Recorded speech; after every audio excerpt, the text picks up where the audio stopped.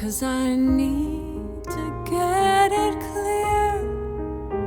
I'll be okay, I just won't breathe. If I could keep my arms tight, wrapped around you so you feel me there. Coming up on Verse, Chorus, Verse, grab that one you love, or that one that you're kind of into right now. Sit back, relax, and let us take you there with some smooth jazz. You cool cats. If you can keep your head when all about you are losing theirs. If you can trust yourself when they may doubt you, I'll still be here. Welcome to Verse, Chorus, Verse. I am DL. With me is nobody right now, but that is going to change soon. My good friend Svend, Smooth Jazz Lover Knudsen, is going to join me soon. And then we've got a very, very, very, very special guest after that. How are you all doing? I am doing great. It's been a long week of work, and this is kind of the... Look, interviews are stressful. This one, it's no different. Prepping is hard work for an interview, and that is by no means a reflection on the person being interviewed. She is a delight. She is a joy. She is the one and only Kari Kirkland, who's been a great friend of the pod since we met through Instagram. She has been kind of got the world on a string the last couple years, pumping out incredible music. We're going to talk to her about it today. Yeah. How's real life going for you all? Is it going okay? We are recording this in February. Life is a little bit stressful. I think I need this day. This is our third interview that we are recording this year. The interviews have been incredible. They really have. Very humbling, very great to talk to these people. I guarantee you this one is going to be no different whatsoever. Before we get more into what we're doing tonight, what we're going to do tonight, let's touch on the pod a little bit. Season 3, we are well on our way. Hope everybody's enjoying it. I think we're kind of found our groove. Let us know if you think differently. Anything else that you want us to do differently. It kind of feels like, boy, this season just feels different. Feels like we haven't done a lot of the things that we usually do, give or take. We're still talking music, right? A lot of hip hop so far, really just because of covering Tupac, dissecting songs. That's been really fun. It's a while in this season before we do a good old fashioned album exchange, and I'm okay with that. I think this has been really fun so far, albeit what is going to be fun this year is the multiple chances that Svend and I are going to have to talk jazz this year. We have a couple friends that are coming out with albums this year. We're going to talk about both of those. Actually, 3. There's a musician as well that's coming out with something that I'd like to try to talk to. At the very least, we're going to talk about the album. Once this episode airs, we will have already done our jazz episode where Svend talks Gene Harris, one of our favorites from back in the day, and I talk Billie Holiday. I got to be honest with you. The whole idea to do Billie Holiday came from, we were doing the song dissections, and I have a theme this year, and I was bummed because the first song that I wanted to do as far as the song dissections was Strange Fruit. I wanted to talk about Strange Fruit. That song just didn't fit into the theme that I realized that I wanted to build for the year. So a little bit bummed that we didn't talk about that song. That song was talked about in the jazz episode, I'm sure. I mean, it's kind of weird. Sorry, I'm fumbling my words because we haven't actually done it yet. So you know what? I will make sure that I did talk about Strange Fruit. I mean, you can't talk about Billie Holiday without talking Strange Fruit, so no big deal there. But yeah, we're getting to talk about a lot of jazz this year, going back to our roots. I know that makes Svend happy. It definitely makes me happy. Been really into the older stuff this year, as you're going to see from the podcast. Some 60s stuff, some 50s stuff, some soul singers, jazz. It's been really fun to get back into that stuff. And one of the things that we get to talk about regarding jazz this year is Kari Kirkland's new album. Kari coming on today to talk about that. Awesome that I didn't think that I would actually have the vinyl for her album yet, but it sounds like she kind of got it a little quicker than she thought she was going to. And it sounds like she even did a little bit of a rush on it to make sure to get it to specific people. So anybody that's listening to this that is a Kari fan, appreciate the fact that she got those to all of us. She is a badass. She has been a badass. First album did incredibly well. This album, I'm sure, is going to do just as, if not more well good. I want to get into this, but I'm going to wait for her. So yeah, I actually have 2 vinyl pre-ordered. And of course, Kari, being the human that she is, sent me an extra, which I'm going to tell her why that's such an awesome thing that she did. And I think she will like it. I do like to own multiple vinyl when I can, when it's cheaper, or if I find a cheaper one that I already have, I buy another one, and I will explain why. But we are going to talk her new album, When You Go. She got the title, When You Go in parentheses. It's better to hear it written out, but hey, podcast. This is a talking venue, damn it. It is a Judy Zook song from back in the day. Judy Zook, if you don't know who she is, you've heard like the song Stay With Me Till Dawn. You probably heard that. It's like a 70s, I hope. Early 80s or 70s hit. Great song.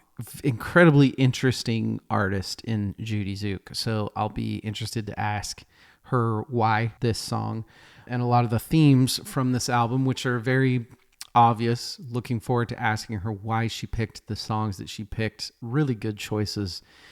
Just like in her last album, really good choices as well.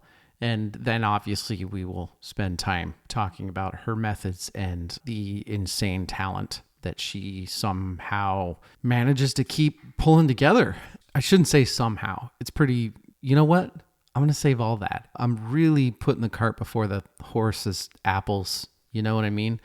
How about if I start with a little bit more YouTube complaining? Should I do that? I think I did that in my last interview beforehand. Should I do it again? You know what? I'm not going to. I'm going to keep it a positive vibe. Look, it's been a rough couple months for me personally. I kind of need this positive energy today. I'm going to record a double episode here. I'm going to have a few drinks with people that I very much enjoy, have a really good time, get done with that, spend a little bit of time with the fam, probably listening to vinyl, maybe watching a movie. I'm in the opposite of burnout mode right now. So I'm very back into music. I am listening to music all the time, all day at work. My podcast listening has gone way down. My music listening has gone way up. So who knows? Maybe it's an every other year thing. I don't know. But music, give it to me, which is a very, very good feeling. It also maybe has to do with the fact that I have not been bombarded with new music this year. I feel like every single band came out with an album last year. I don't feel so much this year. I've started, there are some albums here or there that I've been looking at to potentially put on the quickfire reviews for the first quarter of the year. But it's not, oh, great, we already have 15 albums and it's February. It hasn't been like that for me. And I love it. It's been very nice to just kind of do what I want. All 4 of us don't have to over plan stuff, and we kind of know what's going to happen with who and each of our individual stupid quirks and awesome quirks. I think we probably like each other less, but we work together better. Isn't that kind of what a healthy coworker relationship is? You don't like each other, but you're really good at working together. That's a healthy work relationship, right? I'm not being serious. I do like those people. I promise. I guess I will wait to record anything else until Svend gets here. I think Svend might get on a little bit before Kari so we can chat a little bit, get prepped. Maybe I'll just use the time that I have left before Svend gets here to say that last year, in the beginning of this year too, because of the YouTube stuff, I think I've done a good amount of complaining, the negativity that's involved in starting a podcast and having a podcast and the music industry in general. There's a lot of extremely negative right now. All you people that are independent artists, all you people that are music lovers, all you people that want to see live shows, I think you know what I'm talking about.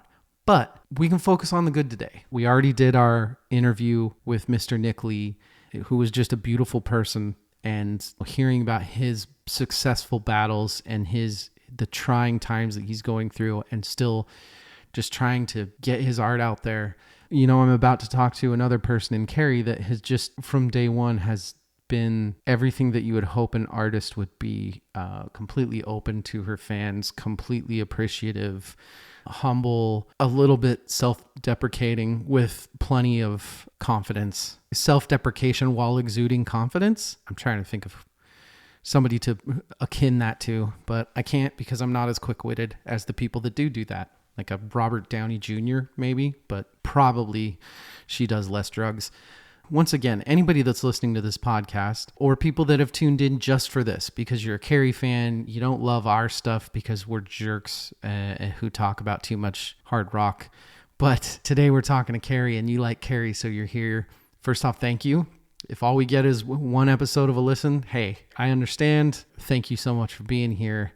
You know why you're here, and that's because of Kari, and not just because of the music. And I'm trying to avoid using specific adjectives up front that I want to use while describing the music. What I'm trying to avoid is giving kind of the biggest compliment that I have for this new album. Evading that, I will just say that getting to meet people like this and talk to people like this and watch them and their relationship with music and the industry happen is worth all of the negative stuff. It absolutely is. And I do think that there are people like this in the industry that make the struggle worth it. And maybe we'll even be able to help things along a little bit, maybe go to a more positive place. See, I'm vague and poorly spoken. I'm much more eloquent when I'm negative, so I apologize for that. I'm not used to having to be nice. I'm going to go ahead and get the fuck out of here. I'm going to go make myself a drink, and when I come back, I'm going to have Svend for a little bit, and we'll wait until Kari's on, talk to her a tad. Everybody, welcome to episode 118 of Verse, Chorus, Verse with Kari Kirkland. I'll be right back. When you try your best but you don't succeed,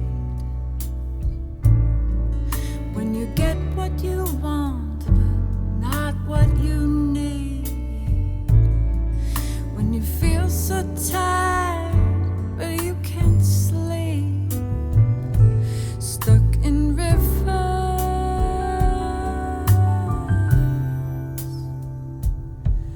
and the tears come streaming down. Well, hey, Svend.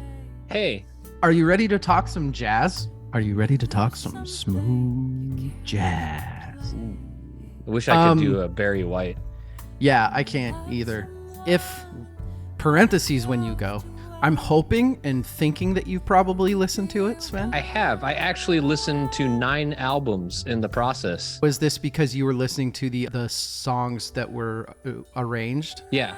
So some songs on this album that I am completely unfamiliar. There were definitely ones that I'm like, I know that song. I've played that song. I know this in and out. Yep. Know the changes.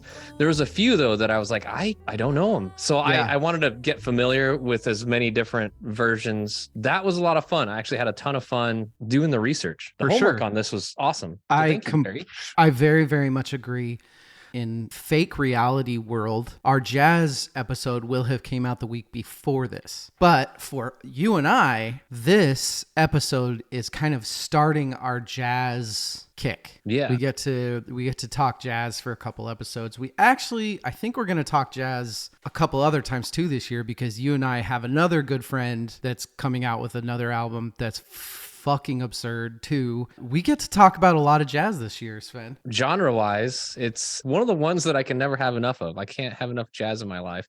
I'm actually sort of disappointed in myself for not taking time to listen to more jazz. There's a good reason. I have a good excuse for You're busy. The lack of jazz. Yeah, that's what it boils down to. And jazz is one of those things that I feel like it's an insult to the artists and the musicians to not give them 100% of my attention. Oh, So it's one of the genres. You know how I always talk about mindless music. I love stuff Yeah. you could just throw on and dance to or drive to, things like that.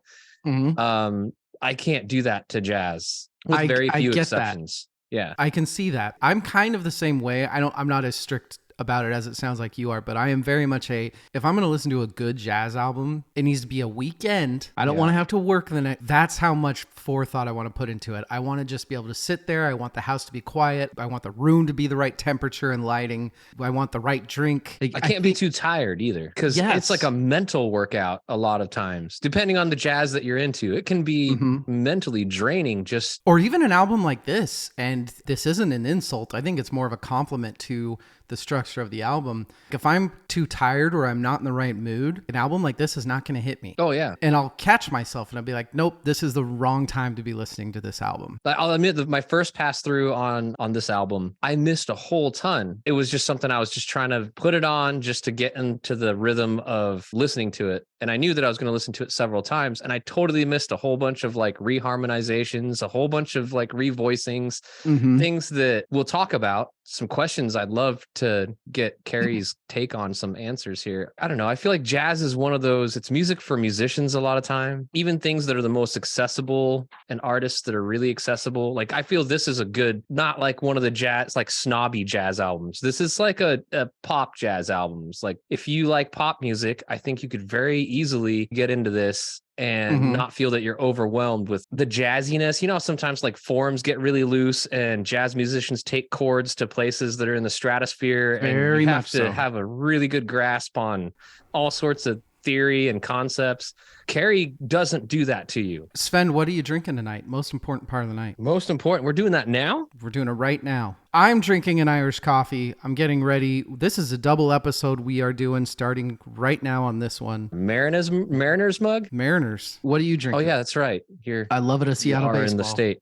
A Terminal Gravity. It is a hazy IPA called Future Legend. You know me and my IPAs. What's the IBU? I don't think this one's too intense. They don't tell me. It's 6.9 alcohol, but they don't tell me how bitter this one is. It's not that hoppy though. Crack that open and I am gonna let Kari into the building. Oh, she's here. Let's talk to Miss Kirkland. Hey. For you, I'm sorry, baby. I didn't mean to turn you. Kari, that's really unprofessional. Oh, it's so good. I've become completely unprofessional since you've seen me laugh. What kind of apple? We're off to a great start, right, Kari? I know, huh? I'm learning so much. On that note, I just sent you guys an email with an MP3 in it. You don't have to do this, but I was hoping you would play it to yourselves and listen to it, and I could get your reaction live. Oh. Because but you don't have to, and obviously like you don't have to put this in anything, but before we start I thought, hey, this might be fun. Oh shit. And I don't have you opened it, Svend? I don't want to dig into the time, but if you don't have it and it's that is so it's cool. Very basic, all right, because guess what, I had jury duty and a million other things, but I have Should we do this right now? Are you listening already? Yeah. Do you want to start at the same time? Sure. Let's do a countdown. We each hit play, kind of a thing. All right. 1, 2, 3, play. While I already like the beginning. The amazing Kari Kirkland has sent us a song called "By Your Side." Yeah, this is fucking awesome. Sven's face right now. Because it's Portlandia. What? Yeah. Oh, you're on the. Am I on the wrong email or something? You're in the email I sent like in the afternoon today. There's the MP3. It went to you. So I was not listening that whole time. That was the best because your face, I was like, oh shit, I screwed up. This was not a good idea. No, I was trying to figure out what was going on. I like this though. Ooh. So while Svend catches up, our theme song, By Your Side, which I think most of you would know by now, was written by Svend. It was one of the tracks that he had written a while ago. And when we were talking about putting this podcast together, I heard it and I was like, this is a perfect theme song. And Kari's got a remix. It's my 90s homage. There's the drop. I like yours better than mine. No. Better than either of mine. Yeah. Yo. That is... Okay, that's it. I'm done. That was my night. Did you produce this with anybody? I'm happy now. No, I just did this on GarageBand in like 4 hours. That was pretty sweet. That's our show, everybody. I can't. Are you fucking kidding me? No, So good. so when I heard on an episode, Sven was talking about like how he likes any songs with vocals, like a cappella vocals or barbershop or like whatever, where it's just the vocals. And I was like, damn, I love that theme song. And I was like, I wonder if I could do like a little something just to make it my own and like tweak, you know, this, that, whatever. And because I'm, you know, I'm like the 90s queen, I was like, I'm going to throw some 90s sounds in there and I'm going to make it like this sweet little 90s homage to By Your Side. So I just did it.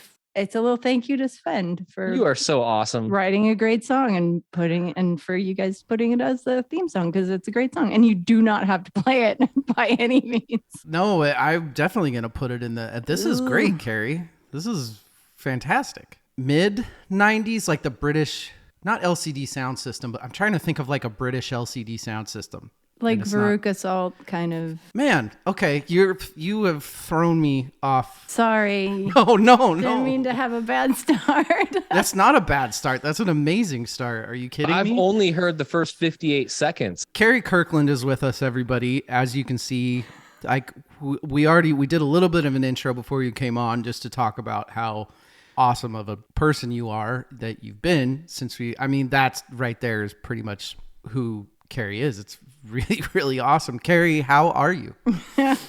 You guys are so sweet. I'm great now. I'm great being here with you. This is like the best part of my entire year so far. So actually, no, I take that back. It's like the second best thing. You just came out with an album, for Christ's sake. Well, that's why I say like, shit, I shouldn't really put that. Like, it's like when someone says that like getting their rescue dog was the best day of their life while their husband is standing there, and it's like, actually, that's understandable. I'm great right now. This has been a year. Scale of 1 to 10, how stressful has the year been so far? Take it back just a notch into December because I got COVID really, really bad, which put a huge dent. You can even kind of hear it. It's still there. It put a huge dent in everything for album promotion and stuff. So I was just flat out knocked down for 6 weeks, almost 5.5 weeks. Still in my voice, and I just. What was the release date of If When You Go? It was January 13th. It was Friday the 13th. Yeah. Wow. Yeah. The guts on you, Kari. It wasn't really on purpose. It wasn't me. No, it was like all the people involved who said it needs to be that day. Actually, this is a great place to start because on more of a surface level, a lot of what I want to talk about, and I think Svend too today, is how an album like this with the people that are involved, but still being independent, even happens. So on that surface level, when it comes to artwork, release dates, where do you even start with that? Yeah, with a big whiteboard, and you kind of work backwards. I mean, I got the date basically from the radio promoter who said, this is going to be the best date for me because I already know what's coming out. Start there. And then from there, you have to work backwards in terms of what is due first. And essentially, the vinyl is due a year ago, which I didn't have ready. I submitted my vinyl at the end of June, and I just got it last week. Yeah. That was a huge thing because, of course, all the artwork had to be done before that. I did all of the artwork myself. I didn't take the front cover picture, but I took the back cover picture, and I had to do all the graphic design for it.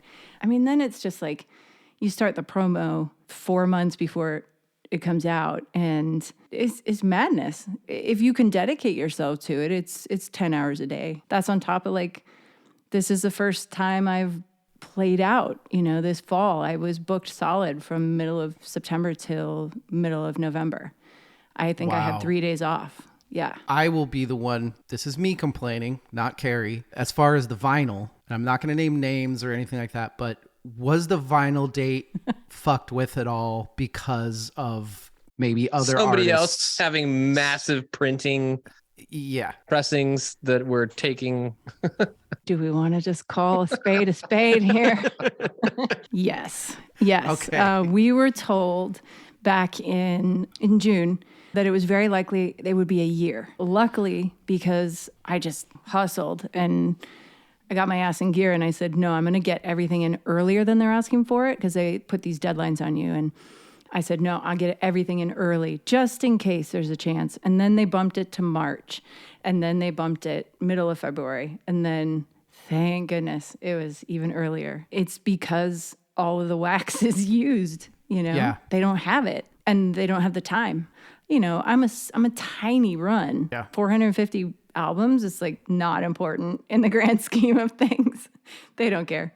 I'm hoping that it's a temporary situation for small artists that will force a better situation soon. Hopefully all these pressings that shut down in the 80s maybe start to come back. And, if we have artists like Jack White that are doing the thing, like starting their own printing press and doing that, then hopefully it doesn't seem like vinyl's going to go away anytime soon. That's like funny you say that, because everything I've been reading and everything I've been hearing lately says it is. Vinyl has, spun its again. And the other thing that is a problem is it's a matter of resources, you know? They just don't have the wax to do this. And especially like I did mine on 180 gram vinyl. Thank you for that. But that's a big deal. It's a huge deal. And again, it just takes longer. It's harder. It's more complex. And there you go. But the good news is that I can see behind you, you have your copy. That's a good day for me. I've got 2 copies because the person that I got it from is so awesome that she sent another. I'm so grateful for the support, and I think you should have a gift in your pocket if you need it. Or poor Svend, who's not buying vinyl anymore, which is beyond my comprehension. Slam. I want you to know how much I appreciate the 2 vinyl.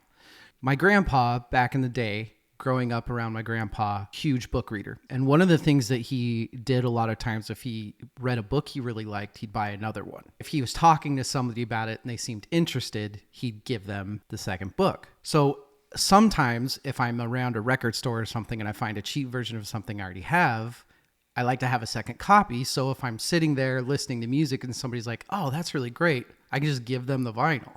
So now I have a second carry. The first time that somebody's like, man, this is good, I could be like, here you go. I love this. This makes my whole day. What a beautiful story. Your granddad's a good guy. He's a pretty good dude. I'm going to start coming to your house and just like listening to music more often. Just be like, oh, this one's awesome. This is really good. Where's mine? Well, you don't listen to it anymore. Vinyl. I spin vinyl all the time. I just don't buy new you don't vinyl. buy it. He's just That's not buying right. new stuff. You're right. Man, we've barely even scratched the surface. You already talked about how you did the art on the back of the vinyl. Where is the inspiration for that from? For those of you that haven't seen it yet, go look at it, karikirkland.com. Are you on Bandcamp? I am. Go to Bandcamp. She has her own website. She has an Instagram, Kari Kirkland Music.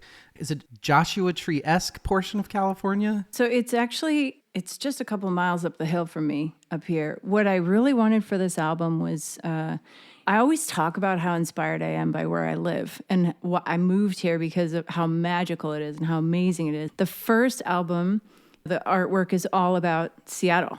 Everything was shot on Alki Beach. It's as Seattle as you can get. And I thought, I really want the second album to reflect where I am now. I went up the hill with a good friend of mine. His name's Bruce Fiegel. He did the front cover. And there's a spot where there was a huge fire, like a big forest fire that came raging through. I think it was 2 years ago, maybe. It just stopped. They put it out. So there's this divide where it's like all black trees and then new growth. And that idea for me just resonated with the whole album. This idea of like burning this part of you, clearing it out, getting rid of it.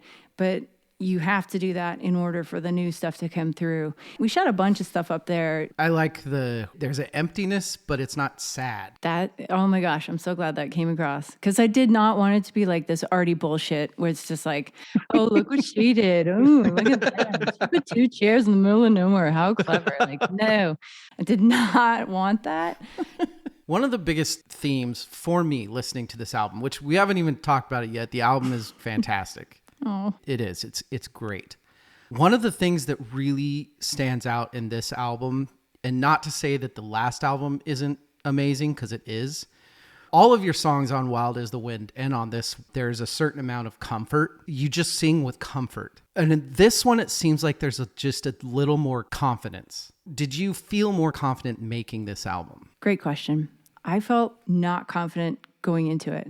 Last time we talked, I was just about to go into the studio. I'm pretty sure. I was just about to go into Capitol. You know, I kind of realized Peter Erskine has played with everyone. And he's played with Kate Bush, who is probably my biggest musical idol. Like, he's played with literally everyone.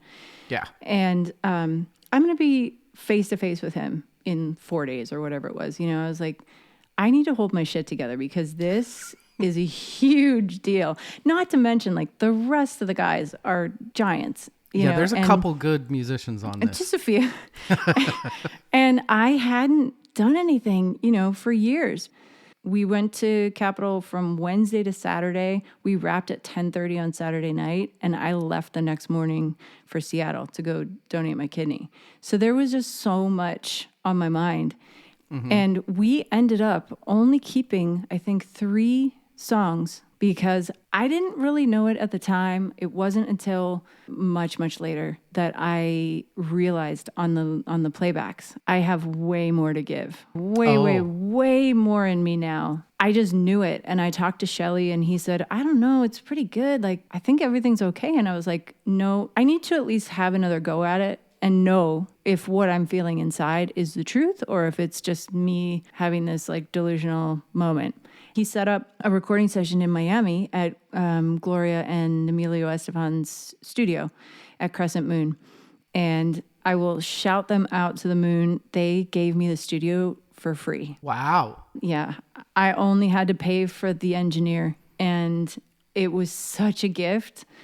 You know, it's 15 songs. We had 3 days. And I did the first one. I came back in the booth and Shelly said, you were right. And so I just redid everything. And some of it we didn't actually replace, but I would say 90% was replaced in Miami. And that was almost 5 months to the day after we recorded. The confidence was then, yes, totally back. Did you decide what songs went on here? Shelly and I met in June of 2022. He came here to my house and we sat at my piano. And I had a list of about 22 songs that I wanted to try. Shelly's criteria is he has to believe in the lyrics. That is really, really important to him. And he also has to know that there is something that he can do with the song that's different. He and I both feel strongly about that. There's no point in doing a cover unless you're going to do it quite a lot differently. And so we sat at the piano, we spent a couple hours and we just went through everything. But every song was one that I brought to the table. The only exception being Fragile, which I wanted to do What the World Needs Now, and Shelly wanted to do Fragile. And I said, why don't we do them both at the same time? Yeah. That was one of the specific songs I was going to ask you about on this album is Fragile because the production's insane. I was very intrigued at what the process was for even coming up with that, which that actually makes more sense. Shelly started playing Fragile kind of as is. He said, just find your way through it. And I started singing What the World Needs Now. So it's the basic idea of, you know, the Fragile song and then What the World Needs Now and just combining these like massive love bomb together to say like the world is on fire and we really should try to do something. You can probably tell like neither Shelly or I are Latin of any kind. Like I'm a Norwegian Scandinavian weirdo and he's, you know, skinny Jewish guy.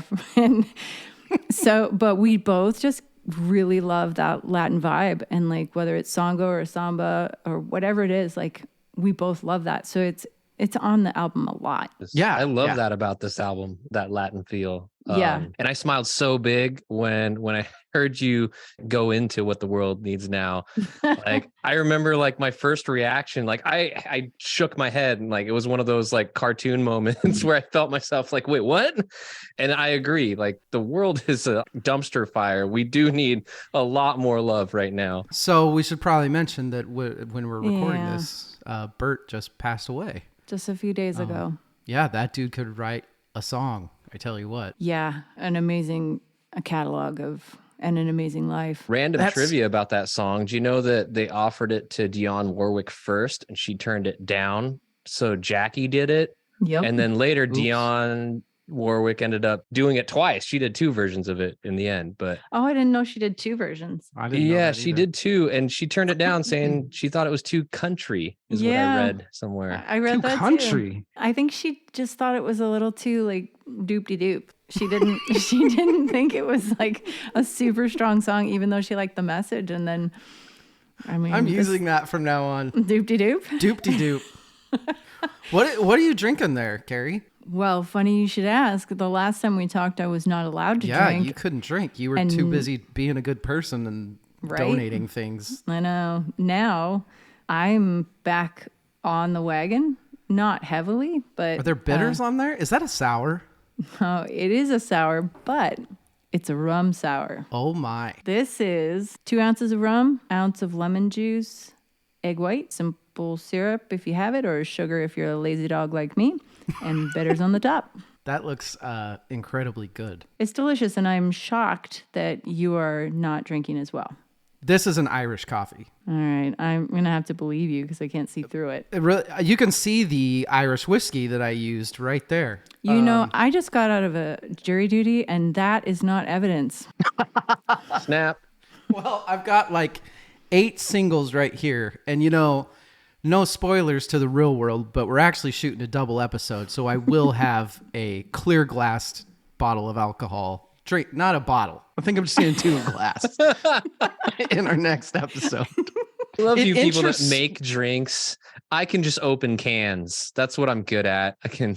What are you bottles. drinking, Sven? My standard IPAs is kind of what I stick to. So this one's from Terminal Gravity Brewing in Oregon. You are in a very, very interesting position, which intrigues me as far as you are independent, but you do have the popularity. You have these incredible musicians doing your albums, but what's difficult is you're not in a band. So if you want to do live shows, you want to do things like that, you can't just get the group out and go to a club. And how does that work? How do you get out there to promote? So this year, I kind of made the decision, like, I really do want to play out more. I wanted to promote this album. And so I tried desperately to book a West Coast tour. I reached out to a lot of venues on the West Coast. I got a response from one. Pitched it with this lineup: Dean Parks, Kevin Axt, Brian Kilgore, Peter Erskine, who was just nominated for a Grammy and was nominated for a Grammy when I pitched this tour, Shelley Berg, and Tom Scott.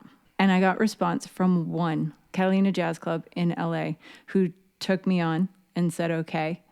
And That's so depressing. it was incredibly It's insane. disheartening. I can understand that you haven't heard of me. I mean, it's not hard to go online and Go look at an album, listen to 30 seconds and be like, oh yeah, they should be in a jazz club. Right? you're preaching to the choir, because, the second thing is, like, you may not know me, but you know every single one of these guys. Like, Yeah. I'm sorry, but if you don't know Tom Scott and you don't know Peter Erskine and you're in the jazz world, you don't know Yeah. jazz. All the guys were totally down, totally ready to do it. They, man. said their schedules, they could make everything work. You know how it is in this I do. business. You have to have the thickest fucking skin ever. Like, you can't take no for an answer unless you're ready to be done. And you also just can't let it get to you. That got to me. It was tough. Do you think that you'd have a better luck if you did a Midwest to South tour, New Orleans to St. Louis, Kansas Possibly. City? I mean, I can try. Well, I just feel like there is, unfortunately, and I am a West Coaster, so I'm saying it as a West Coaster. I'm proud of where I'm from, but you go to those cities and you can't go 10 feet without walking into good jazz. So here's the only problem with that. So when you're on the West Coast, you can logistically drive, right? Yeah. And unfortunately, because I am independent, that means I'm subsidizing that. I'm footing Yeah. that bill. And Getting the a drum sad- kit over to New Orleans might not be that easy. And I haven't tried theaters, but I just don't think I have a big enough name yet. But clubs just do not pay enough to make that viable. I put so much money into this album that the well isn't, empty, but it's certainly, I'm scraping gravel. I think it's important for people to hear that, though, because I think it's easy to hear an album like this and you see the names. It's easy to forget that you're still an independent artist, that you poured all of yourself, your money, your time into this. I think it's easy to just look at the names and see how well engineered and produced it is and just be like, oh, she just walked into Capitol Records. And that's not the story for anybody anymore. No, you know, it's crazy. And, you know, here's like another really cool shout out to Mark from Pure Nonsense, you know, a verse, chorus, verse dude. While I was recording in Capitol, he bought Wild as the Wind vinyl while I was in the studio. And I was like, Mark, you don't have to do that. It's okay. I'll send you a copy. And he's like, no, I know how much it costs just to be in Capitol for an hour. I'm buying this album. And it's like, those are the moments where you just go, dang, okay, it's worth it. Shout out, Mark. You got your shout out. I love Mark. As far as the arranging, you and Shelly at a piano, what's it like? Basically, at least initially. And then it gets a little bit more technical. So Shelly just pulls out his iPhone and records what we're doing. I sing along to it. He plays. Like on Fix You, he definitely wanted strings on that. And in my head, I'm like, no, I hear a trumpet. I hear a trumpet and like a rock guitar. Like, yeah. So, you know, You've been listening to too much Pet Sounds, I think. Who hasn't? Shelly goes away for a while and he sends over kind of like karaoke versions of what he's done. And dude, he does everything himself on his computer. Like he plays every single part, whether it's a horn part, a bass part, a string part, whatever. He plays them all. And then he sends me that and he goes, oh, how's the key? How's the tempo? What do you think about this? What do you think? You know, and then we kind of just go back and forth. And then the great part is we get to the studio. Shelly would play that karaoke version in the booth, and I would sing to it so the guys could have an idea of what we wanted. But then after, I think the third song or maybe fourth, we stopped playing the karaoke version and just went onto the floor. And I'd say from that point on, like at least half, if not more, our first take off the floor. All the magic came while we were playing it. And so many times one or more than one person would just say like, hey, I can do it again, but I can do it differently, but I can't do it better than the first time we did it. So that to me is like, holy cow, this album is full of like first take. Wow. At least for the music side, not for the vocals, but for the music. Some of them had never heard some of these songs before, and they just went and made that out of it on the first try. But, you know, I've listened to this album a good amount over the past week or two. That's fucking crazy. I was wondering, like, how did you choose the order? And did you record them in the order that they ended up on the album? We did not record them in that order. Shelly always surprises me in the studio. Every time I've recorded with him, he always picks the first song. I never pick the first song to record, and he always picks a song that I would never, ever pick. On the first album, it was Too Late Now, which is like, why? And on this album, he chose If When You Go. And it was just like, are you serious, dude? Like, I'm not even, okay, all right. You know, and we did it. We had a little more structure to it this time simply because we had two bass players, Kevin for the first 2 days, and then we had Carlitos for the third day, and we had to make sure we got everything from Kevin that we wanted. So how do you get past the nerves of being in a recording studio like that with those people? That's the cool thing, is the nerves are all before I get into the booth. As soon as I'm in the booth, it doesn't matter if I'm looking here and 3 feet from me is Peter Erskine and 3 feet from me is Shelley Berg and 3 feet from me is Dean Parks. Once it drops, it's like everything goes away. It's just the song. And I can't even explain that because I tend to overthink everything. There is something about the connection, especially between me and Shelley, that is so pure. As soon as I hear him play, it's like putting blinders on. It's gone. Yeah. There's some of these too that DL mentioned the confidence that we can hear in your voice. And I'm thinking like some of these that are like really well known. How do you have that confidence when you know you're about to sing a Michael Jackson off of one of the biggest albums of all time? And, you know, my stomach would just be like in my throat. That's one of the cool ones is, you know, a lot of them, it's because it's so different from the original. It's not like singing karaoke or something where, you know, you're going to be compared. So that difference makes it easier because it does make it like a new song. The only song that I nearly peed my pants on was Lover You Should Have Come Over, because I couldn't get there. I could not access it. So we had Wednesday, Thursday, Friday with all the musicians, and then Saturday was supposed to be vocal day. And I'm supposed to do 15 songs in one day. Like, cool. You know, that was the very last song I was supposed to be doing. I knew that I wanted to start at the octave down because Shelley kept it in the original key, which I couldn't even believe.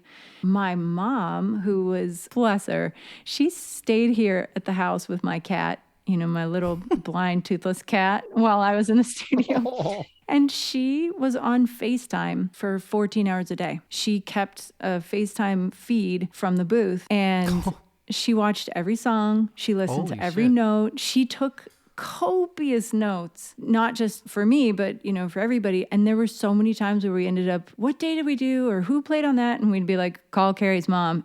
And she would have it all. She had everything written. She's, oh man, I know where I got my type A. It's awesome. And so I was just done. And I said, like, I don't think we should do it. And Shelley was like, no, we're going to keep it. And my mom, she kind of whispers, she goes, check your texts. So I go to my phone and I'm like, I look at it and it says, don't give up on this one. And I just, okay. So we kept it and we wrapped without me finishing it. And now I listen back to the original. I wouldn't ever release it. Wow. Best mom ever. Seriously, shout out to Kari's mom. You're telling me. Parenting right there. Wow. Amazing. It really was. Yeah. So is that song your baby then? What's your favorite song on the album? Favorite song is Good Things Fall Apart. I love the way that you switched from 4/4 to 6/8 back and forth. That the arrangement gave it a whole new, so good on that song. Have you heard the original? Yeah. Yeah. Isn't that, which one is that? Who John wrote? Bellion. John Bellion and Millennium. Yeah. I hadn't heard it before this version. Okay, cool. I heard it because of this. I love that. You know, you made me cry on this album on Fix You. When the tears stream part, where you come in with you already know this about me, the wall of vocals will get me every time, and that song and the lyrics that went along with that, I had to take a second and like, Svend, that's like the biggest compliment ever. Oh my goodness, thank you. That was a funny one because that's just Shelley and I, that wall of sound.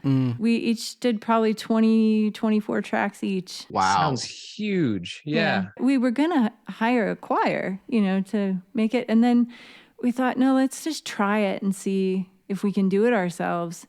Shelley went in and then I went in and then we kind of went back and forth and we're like, I think it's there. To me, that's the right choice. I think that's the vibe of this album is very undressed, relaxed. There is a...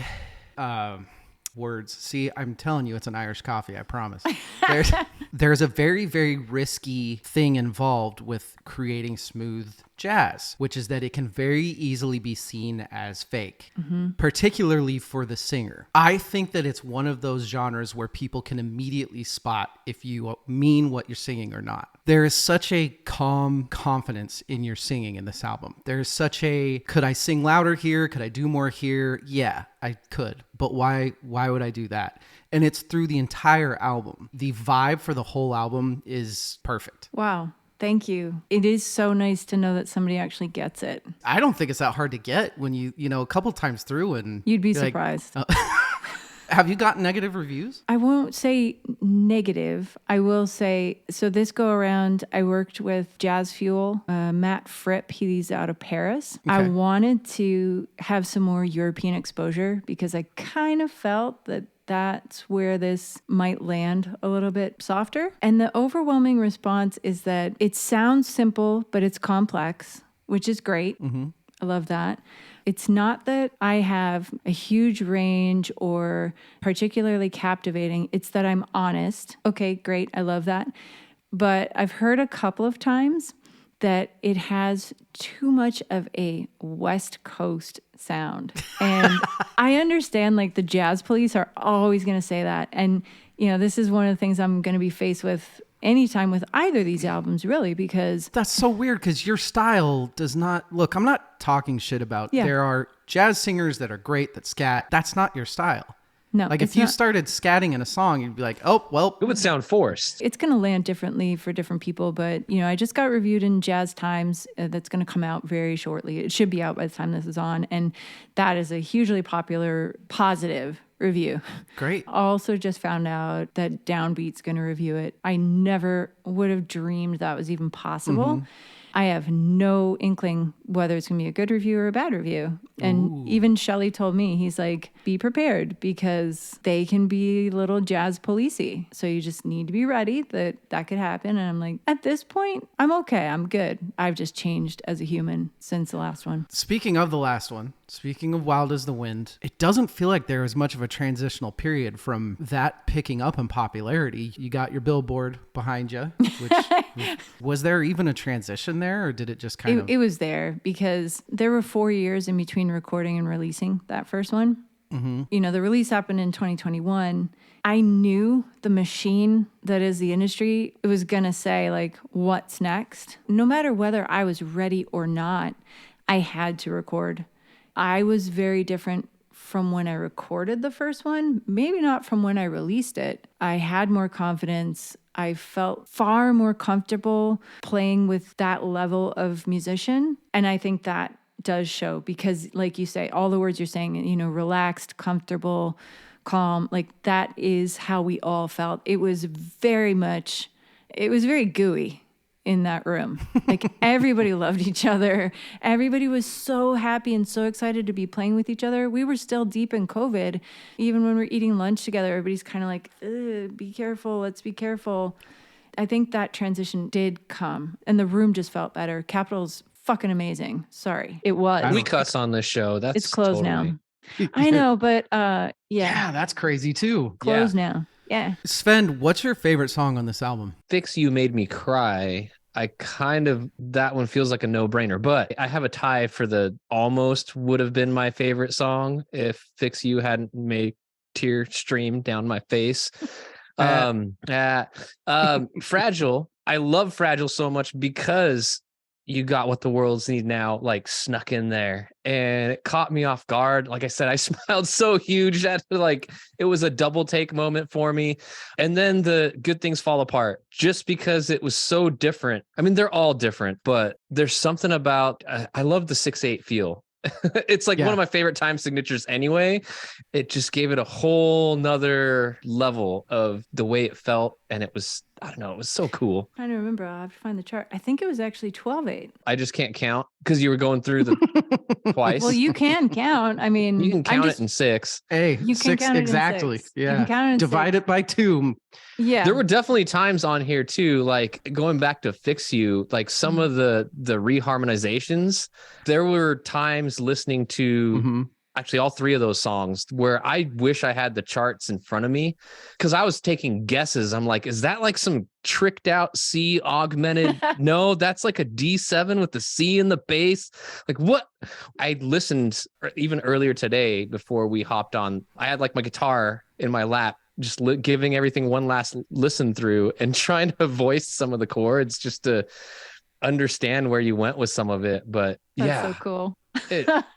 This was a journey. It was an adventure in listening, and I loved it. Thank you. Whose idea was it to put horns in I Can't Help It? I wouldn't be able to say if it was mine or his. I think we both knew. We both innately knew when we talked about it that it needed horns. Wise choice. Yeah.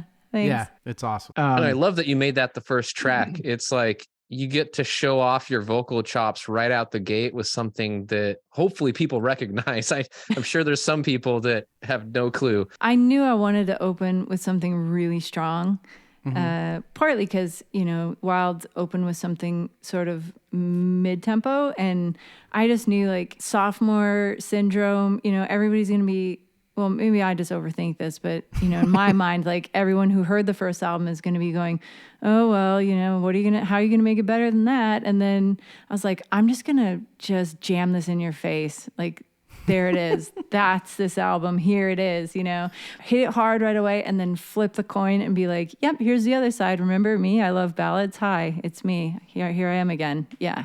You did. It was like, Since I Fell For You is the exact opposite. It was just so sparse when it started out. That was the goal. I mean, I created the order myself, and I didn't actually give Shelly any input until like right before I sent everything in. I was like, hey, Shelly, is this okay with you? And he's like, yeah, it's great. And thank God, because I probably spent 2 weeks with these little stupid squares of paper that I had made. And it was actually my husband who was adamant that it had to be 8 songs. I wanted 10.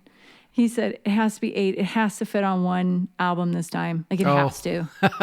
Especially because of doing the 180 gram, you know, like, I was bummed for that. But then I thought, well, I've got more songs in the pocket then to release as singles or to make make a third album out of that. And the songs that didn't make the album are really good. Even Shelly said one of them, he was shocked that it wasn't on there. I'm so excited to hear the future releases then. Don't keep us waiting too long. If anybody wants to strategize with me, if anybody wants to be my manager, I'm raising my hand now. Kari, I'm not just saying it because you're a friend of the pod. This album's fantastic. It really honestly is. Thank you. I loved listening to it. So, I'm being honest, it took me a couple listens to get figured out. But what I love, all the arrangements are great. Your aura through it is great. Good Things Fall Apart. It's really good. And then you get to the last song, Lover, You Should Have Come Over. And that kicked my ass. That song is so good.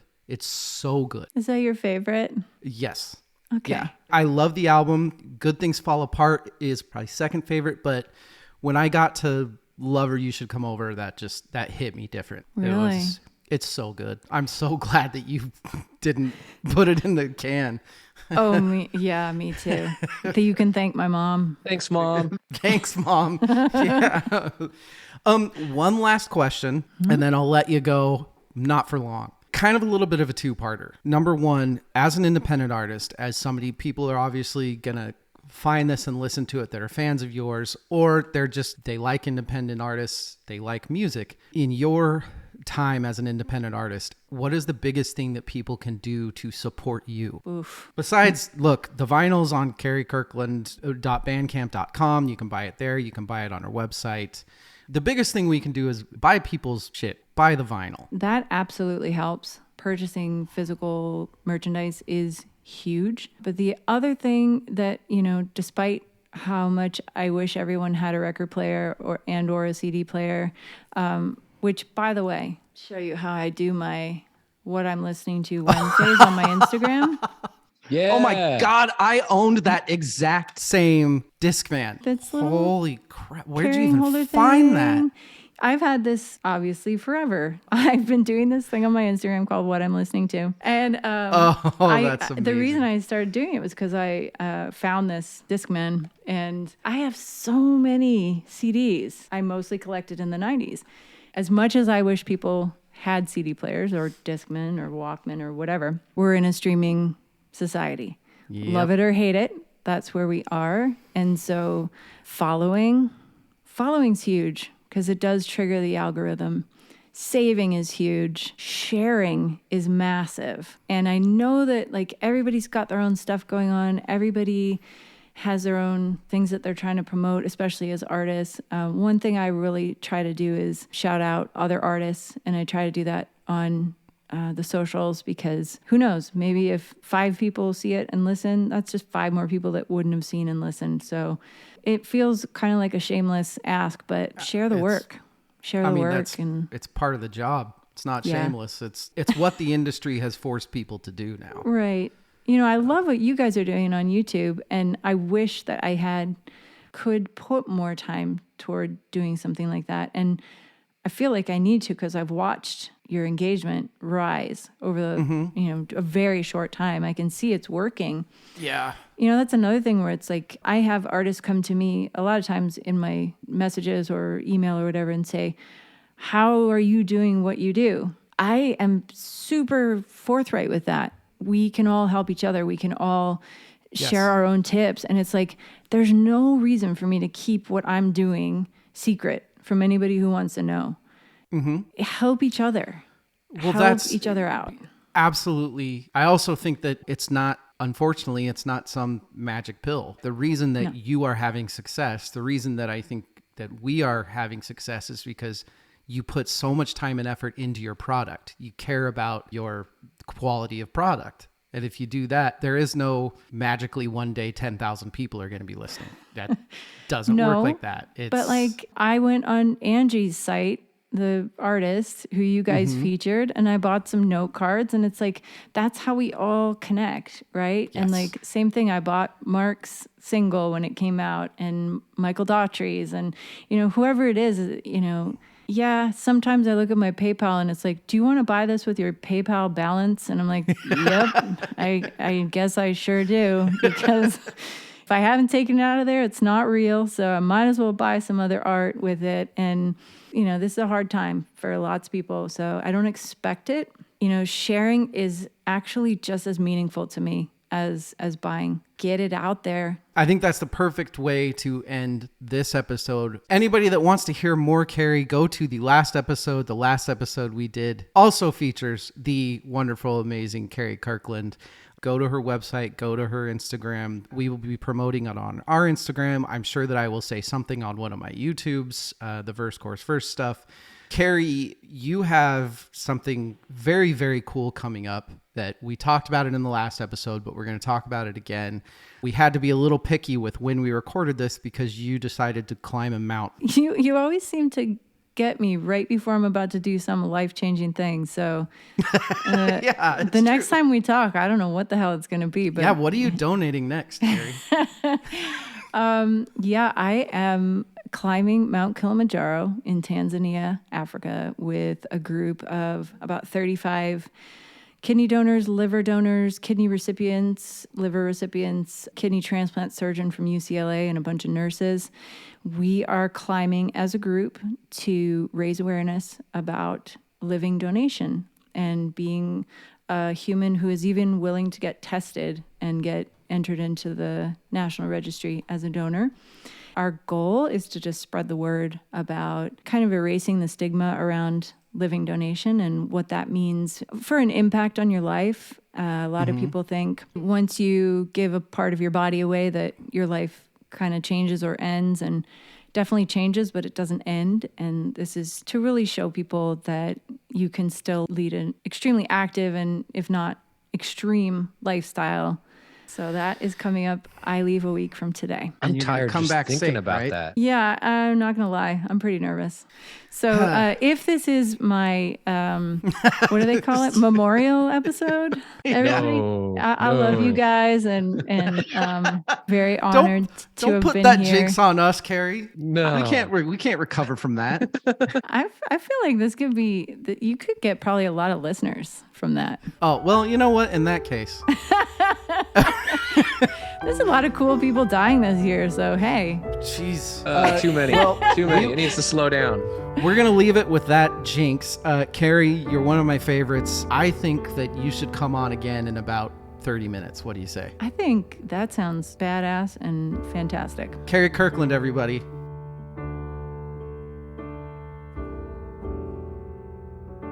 Well, Kari Kirkland, Svend. Yeah. She's Hey, you know what I likable. figured out? What's that? If I buy vinyl with my wife's credit card, Uh-oh. I'm not buying the vinyl. Oh. Don't know that. Does that make sense? I don't know that workarounds Maybe. work for your own personal morals. I think that's the whole point of them. That was fantastic. Having her talk about it, having her discuss the methods, that makes me like it even more. You know what I love? I was ready to do like the full, like when we usually dissect an album and go track by track and dig into the nitty gritty of all the different musical things that we normally throw into like an album dissection. And I love that we didn't do that. There was way more about the process. Not a lot of people get to hear that often enough, if at Yes. all. That actually was probably more important. The music's fantastic. Anyone can go listen to it and then form all the opinions. But like, it's awesome that she gave us a peek into how it all came together. That's a lot of work. Did you? It's so Jesus, much work. people. and Did you hear how money much work and- Kari did Yeah. on that? Like, it's a job, but it's also the craziest job to have. It's a passion because you know there's a damn good chance that not only are you not going to make money on it, but you're going to lose your ass. And Yeah. I'm not saying at all that that's what's happening to her. I think that she, continuing with the success of Wild as the Wind, I think that she'll do great. I think this album deserves to be bought and to be popular, and I hope she gets back on the billboards. I think she will with this. But yeah, Kari Kirkland, everybody, KariKirkland.com. KariKirkland.bandcamp.com. Go to her Instagram. Go to our Instagram. We'll be plugging it away. Svend, you're the man. Thanks for having me. And this was a blast. We're so cool. Good night and good luck. Really, I know.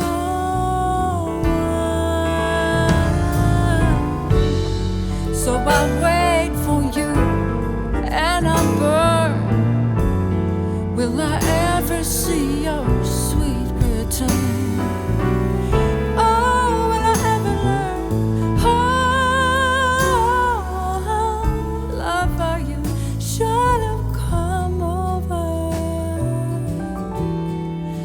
It's not too late. Oh.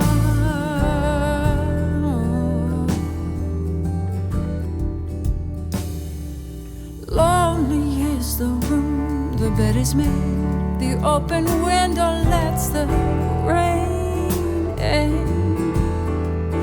Oh, burning in the corner is the only one who dreams she had you with her.